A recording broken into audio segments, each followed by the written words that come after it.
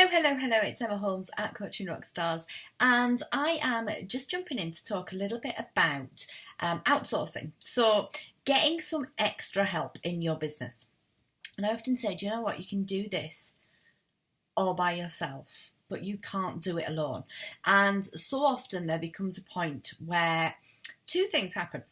Excuse me. Either you are buffering up against tasks that you really don't like doing, tasks that you hate, tasks that you procrastinate over, tasks that feel nah, and you just don't want to do them. And you also get so busy that actually those tasks start to get in your way and they start to impede your growth because you can't focus on the stuff that you are here to focus on. You can't focus on the stuff that helps you to grow your business and develop your business if you're stuck in things that aren't fluid and that don't flow for you and that just feel really uneasy. And that's the time to start to look at outsourcing. So start to look at outsourcing before you're ready. And the first time that I dipped my toe into outsourcing was really quite early on in my business journey. And I really couldn't get my head around MailChimp. I just found it appalling. MailChimp was a bit of a clunky beast then. It's much easier now. But I just couldn't get my head around it. And I outsourced 1 hour a month for somebody to do my MailChimp newsletter. And that was the first time that I experienced any outsourcing. And that was before I was paying myself. But I knew that the amount of time and effort and energy that I would put into bringing that together, it was actually worth me putting it out the door and giving it to somebody else. So when you look at starting to outsource, when you look at beginning that outsource journey, you need to start before it becomes too much. So the minute that, everything in business has become too much, you're already buffering up against these tasks and they're already getting in your way and they're already hard work. So start before you're ready.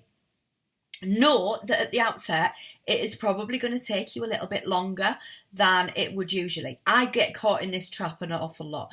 I do this whole, I could just get on and do it and it would be done and it would be fine. And when you first have to explain things to people, it does take that little bit longer. There is a time investment in that learning process. There is a time investment in building that relationship with your team members and, getting them to know how you like things to be done, how you want it to look, how you want it to feel, the tasks that, you want them to do. And there is that initial investment. I know that now, most of my team members, and my outsourced team are established within Coaching Rockstars, and I know that I can just pass things over. So it does make my life easier and I can take them off my list and I can pass things out and it becomes easy. You can start to trust your team. This is really important. You must trust your team and you must build a team around you that you start to with that relationship and you start by showing them how you want it done. You start by teaching them the ways of your business, because your business is going to be different to anybody else's business that they work in. So your expectations, how you want them to work in your business, and getting the right people to work with you, because then you can start to build a relationship of trust. Then you will be in a position to outsource things with much more ease. So if we look at Team Rockstars, we've got the lovely Sarah from the Productivity Princess, who is my wing woman. She's my admin support and general systems support. And we've got Vicky Nicholson, who does my design at Branding Therapy. And I've got Naomi Gilmore, who looks after my website, and she's at Branching Out Online. I've got Michelle Emerson at Painful Online Publishing, who edits my books and things.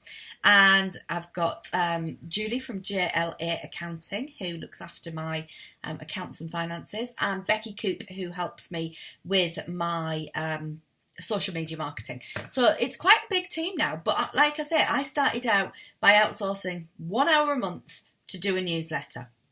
And that absolutely worked because it set me free. It set me free of a task that was keeping me stuck. So have a think about what you might want to start to outsource, whether or not your outsourcing relationships are currently good relationships, and whether you've invested that time in helping and supporting your team members to become part of the team, rather than just presuming that they can read your mind and do what you want them to do, and that your expectations are just completely off with one another.